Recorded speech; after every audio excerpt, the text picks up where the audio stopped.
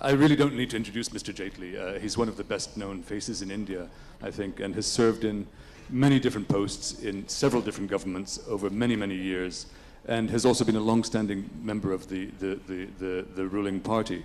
And I'll just say one small thing, that aside from his illustrious career in politics, he's also known as one of the sharpest lawyers in the country. But I think what's unusual is that he's known for how sharp a lawyer he is, but also what a generous and open-minded lawyer he's been. Mr. Jaitley, if I can just plunge right in. Last night we had a little dinner with some of the speakers, and I think one of the topics that came up was, of course, the GST and the passage of the GST. And I'd like to first of all congratulate you on moving the GST after so many years through to fruition. And the word that was used last night, I think, most often was transformational. That it's something transformational. Would you agree with that? I think it's one of the long-standing reforms in indirect taxation system that we required, because once effectively implemented, I think the whole country becomes a common market, which you'll have a facility of a seamless transfer of goods and services across the country. Efficiencies will increase. It will be a more efficient system. It will plug the leakages, and I have no doubt that in the long run, it will probably stabilize the tax rates and even may bring them down once effectively implemented. It will also bring a lot of equity within the country in terms of the consuming states being financially empowered more. And therefore, they need more money for development so that they can develop their own social and physical infrastructure. And I think this will certainly be a very important step forward once we are able to implement it. Do you have an idea of the time frame? When this is something everyone's asking, and I know it's difficult to pinpoint, but I mean, well, I think where's your own calculation? We've kept a very stiff target, and the reason why we've kept a stiff target is that there is firstly a great national aspiration in support of a reform that GST is. And this is adequately exhibited by the fact that both houses of parliament have unanimously approved the legislation, which is very rare. Secondly, state after state, within a period of 20 to 25 days, have kept on ratifying it. And there's a desire even amongst the states, because they stand to benefit the most. And today, that constitutional requirement has been met. Now the procedural formalities of collecting the proceedings of all the states and sending it to the President for ratification are on. So once that assent is granted by the President, the Constitution amendment will have to be notified. Now, after notification and the constitution of the GST Council, there are obviously some pending issues which the Council will have to resolve. So we have the months of September, October, and maybe parts of November to do that. So the Council has a lot of work to do. And if we are able to successfully transact those issues, then in the winter session of Parliament, the central legislations with the drafts are already in public domain, with some changes would have to be brought in. The states would have to pass their own legislation. Now, if we look ahead, it's a very stiff target because we are running against time. But I think I would certainly like to give it a try. And this was, as you say, it passed with a very unusual unanimity through both houses. Are we into a new phase of happy parliaments in India, or do you think we'll revert back to the usual scrappy politics? Well, I think one of the strengths of Indian democracy has been, and we've seen it from 1991 onwards, there have been delays because in a large country, many political parties, many states, in bringing everybody on board, proposals which are reform-oriented have never had to be abandoned. They can be delayed because you require a larger consensus for a reform of this kind. But I think that's one of the great strengths of Indian democracy. And we must remember that 2016 India is very different from what it was even 25 years ago when we started the reform process. Today, the constituency that supports reforms is much larger. In fact, much larger than those who try to obstruct them. Secondly, the people have become far more aspirational. And the pressure of public opinion on political parties, members of legislative bodies, to reform and move forward, I think also is very high. Even in this case, I think public opinion had a very significant contribution to make. But if the constituency for reform is much stronger, I mean, there have been, your government has seen through several important reforms, but one thing where we really haven't seen movement is privatization. And could you explain why that is? Isn't there more of a constituency for privatization, and particularly in the finance sector? You see, in order to reach a particular level of reform, you have to evolve into that stage of a public opinion. Now, when you mention the finance sector, for instance, in funding a very large part of infrastructure in India, in funding a very large part of the social sector schemes in India, the public sector banks, despite competition, have had a far larger contribution. And therefore, I don't think the public opinion or the political opinion in India has still converged to a point where you are thinking in terms of any form of privatization in that sector. So some selective reforms do take place. For instance, we've announced a policy that government holding to be brought down to 52%. We are trying to consolidate some of the banks which may otherwise find it difficult in a competitive environment. We are also thinking in terms, in one case, to bring down the equity, as we have said, to 49%, the IDBI case. Now, these are all areas where work is in progress. But I think India still realizes that there has been a very important role some of these banks have performed. So in a consolidated manner, probably they would continue in the present shape. But many of these banks are also have a serious debt problem. I mean, you've got a very high debt problem. Is the government going to take any more serious action to address the non-performing loans problem? Well, the government has already initiated a large number of steps. A significant part of this debt problem has been created by sectoral stress in various sectors of the economy. Now, that was the single most important factor that caused this stress. Now, one after the other, there is not a single sector which we've left out. For instance, we have a whole package of reforms that we announced 2-3 months ago as far as the textile sector is concerned. The real estate sector, just last week, we've announced a very significant step to address the problem of the debt in that sector. Because it's what we call the dual balance sheet problem, is the balance sheet of the companies in those sectors which then adversely impact the balance sheet of the public sector banks. As far as steel is concerned, which is another very contributory, we've announced already 6 months ago the various steps that we had to take. Power sector, particularly state discoms, we have addressed a large part of the progress. Therefore, this is very important work which is in progress. And if you were to ask me, after the passage and maybe the possible implementation of the GST, while that process is on, what would be my first priority at the moment?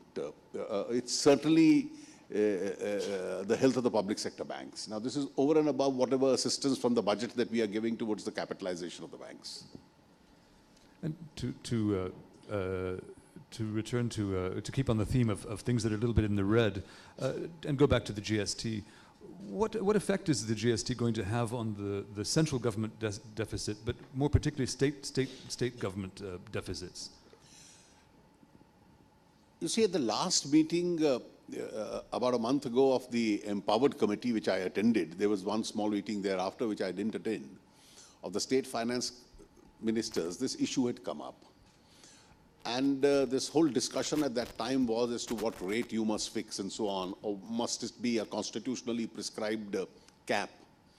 And I think unanimously the finance ministers of the state took a very rational and a responsible position. And the position was that the eventual rate that we will fix in the council, and council is really the Empowered Committee plus the finance minister, and I was, though not a member of the Empowered Committee, I was present there at the meeting. And they said the rate should be so revenue neutral that it should be adequate enough to maintain the current levels of governmental revenues, both at the center and the state, keeping in mind the trend of the buoyancy that takes place year after year, but still be reasonable enough not to impose any unreasonable burden on the taxpayer itself. So it's a balancing act. And I think in a large popular democracy like India, finance ministers, both at the center and the states, are going to take that responsible position of a fair mix between the requirement of the state to fund itself and the kind of burden that requirement will impose on the people. So that balancing act will have to be maintained. I'm going to ask a question that's it's probably a very boring question for you and an annoying one, but I'll just ask it anyway, because in the Financial Times, I think yesterday, there was a column which once again suggested that India's growth rates, and I think the last quarter was posted at 7.1%, that if one measures by the old system, they came up with an actual rate, as they said, of 4.3%. Would you like to address this question of this discrepancy? I think this issue is mentioned. We have a convention in India and a practice which the CSO has followed throughout. And I don't think the professionalism of the CSO has ever been called into question. They are a very responsible and a professional organization. They revise their methodologies, and at the end of the day, various international institutions, most importantly IMF, they accept that data. And please don't forget that once you revise it with effect from a particular cutoff date, thereafter, year after year, you use the same formulation and the increases will be measured over the same formulation itself. And I think if you actually see the extent of activity going on in India, probably this kind of an analysis, of course a columnist is free to make an analysis, would not be a very fair comment. And so there've been, just in the last few weeks, there have been some very good figures, encouraging things about FDI in India, for example, positive sentiment among purchasing managers, the purchasing managers index, and so on and so forth. But one of the statistics where things have been disappointing is the level of investment. I mean, what do you think explains this sort of weak and, in fact, declining level of investment? I still think we are far below our best potential. Even if our figures indicate 7.5 plus minus in that range, as far as the growth is concerned, I think on the positive side, we see a lot of governmental spending.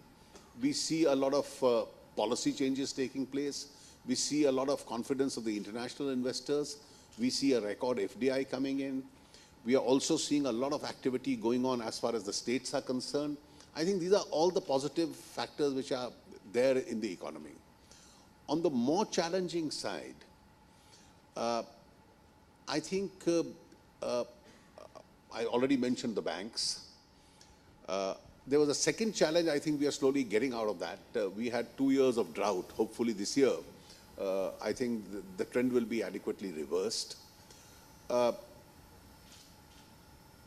of course, the private sector investment has been much below what we would have desired it to be. And it would be a combination of several factors. It would be a factor that the companies had over-leveraged themselves, over-borrowed, and overcapacities had set in during the boom period several years ago. Today they are stressed and trying to find the adequate balance. Demand relatively was lower, and therefore they were facing their own challenges. Ability of the banks to support growth because of the kind of stress which was being caused on the banks itself was one important factor which contributed to this. And I think as we move on, even if we see the last quarter results which have come out, if you maintain a 9% plus growth in services and a 9% growth in plus in manufacturing, and hopefully with the agriculture going to improve from this summer onwards, I think we are looking at a much better tomorrow. And when we do that, urban demand coupled with rural demand going up, so there is going to be a domestic demand which is going to increase. And I think it's a situation which may give some scope to the private sector, which has been facing its own challenges. One of the unusual things about India's growth is that to some extent it's been jobless growth, that actually unemployment is slowly building. It's not at dangerous levels, but it's building up, and India has to create 1 million jobs a month.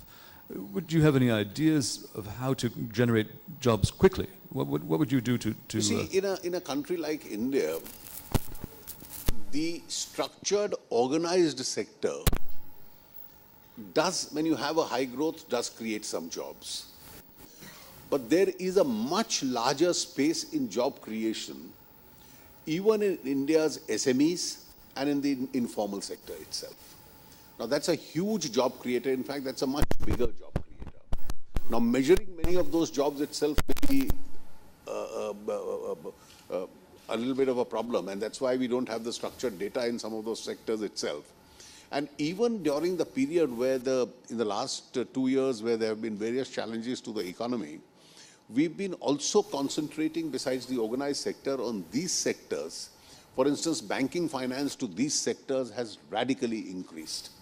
And the kind of finance being given to smaller individuals for businesses, for trades, to generate self-employment, I think that's a parallel strategy which we've been following. And that's where also a lot of jobs are being created. What about unlocking the housing market? I mean, there's an enormous pent-up demand without follow-through. You see, the housing market in India, it had picked up. I remember when we were in government earlier, Mr. Vajpayee's government, the bank rates had come down to such a advantageous and a competitive level that it was easier to buy an apartment than to rent it out. And that sort of a situation had existed when the EMIs were very reasonable. And I think that's a direction in which we have to slowly push the economy. There have been various factors. I think when we took over the government, one of the greatest stresses were in the infrastructure and the real estate companies. And that was because you had a lot of disputes between state agencies, public sector companies, for works that they had done, and payments being stuck up in some kind of an arbitration or a dispute or in court. And I think we had to relieve ourselves of that kind of a situation. If you recollect, even in the national highway sector, in addition to the tenders would not elicit any response itself. And therefore, each one of the steps which we've taken, I think the highways are moving and moving quite well, the rural roads are moving quite well, and we've taken at least a series of steps in order to ease the kind of stress which was caused on the real estate companies. We've amended the arbitration law, we've provided for a fast-track arbitration. We've now said that if any government body wants to challenge an award, first you'll have to pay 75% against a bank guarantee to the concerned company so that the stress is not caused, because courts in India could take a lot of time. In order to make sure that the courts don't take time, we've created a commercial division in every high court in the country. So we are making a lot of structural changes. And I think as we move forward, and if inflation comes under greater control and the rates stabilize, in fact come down a little, it will certainly help the housing market in India. We have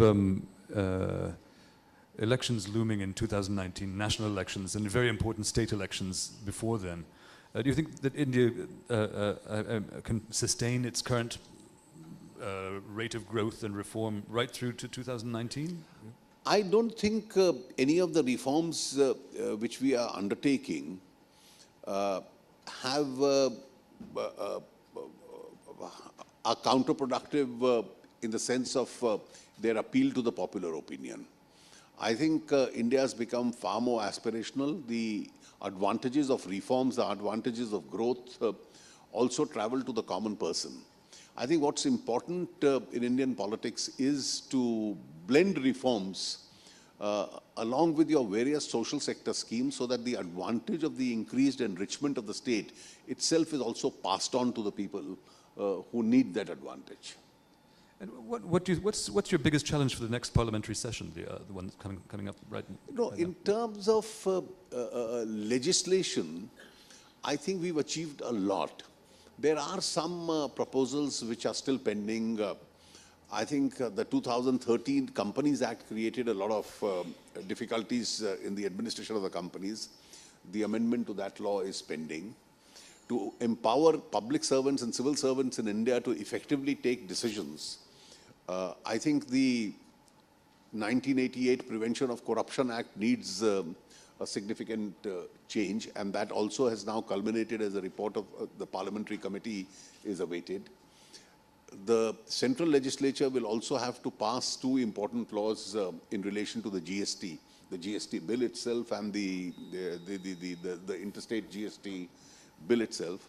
I think these are amongst the important economic legislations. But more important, along with these legislations, I think if you ask me in terms of economic priorities even outside Parliament, I would say that certainly implementation of the GST is a top priority. Putting the banks back on track is a very important priority. And the stalled projects must be, a lot of them have been cleared, and this process must continuously go on so that in the infrastructure space, the spending significantly increases. Rural India, the spending significantly increases. And I think these are the obvious priorities I have before me. And if you could take off your finance minister's hat and be prime minister for just 1 minute. I won't risk if you don't mind. What is the one thing that you would do before 2019 to improve the chances for re-election? Well, I think the government is performing quite well. We've been able to run a clean government. We've been able to run an effective government. And I think instead of one, if I told you two challenges which we have as a governance challenge itself. One relating to, and this is some process which we started 2 years ago, I think our social sector schemes, which help in poverty eradication, I think we'll need to continuously improve upon them. There's always a scope for improvement. There's a lot of schemes which we've put in place, from crop insurance to health insurance as far as the weaker sections of the society are concerned. And I think we need to effectively continue this whole stream. And I think the second challenge to India is that a lot of our attention and our resources also get spent on national security. Now that's something of paramount interest. And whatever we are spending excessively is actually money which should go into development process also. And therefore, even as a political party, we are a one which has always given a top primacy to national security. And therefore, the emergence of violence in certain parts of the country, etc., is something which we have to make sure doesn't take place. Thanks, Mr. Jaitley. I have a long list of other questions, and I'm sure many of the people in the audience have many more questions as well. But I'm afraid our time is up, and we'll have to move on. It was a great pleasure having you. Thank you. And we hope to see you again in the future. Thank you very much. Thank you.